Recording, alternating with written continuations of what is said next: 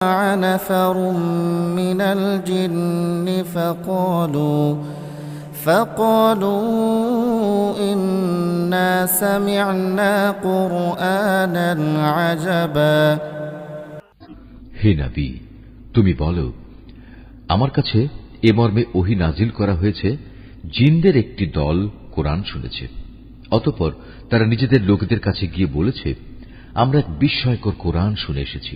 ইয়াহদি ইলা রুশদি ফাআমান্না বিহি ওয়ালান নুশরিকা বিরাব্বিনা আহাদা।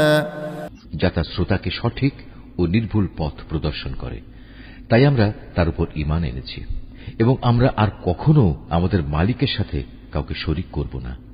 وأنه تعالى جد ربنا ما اتخذ صاحبة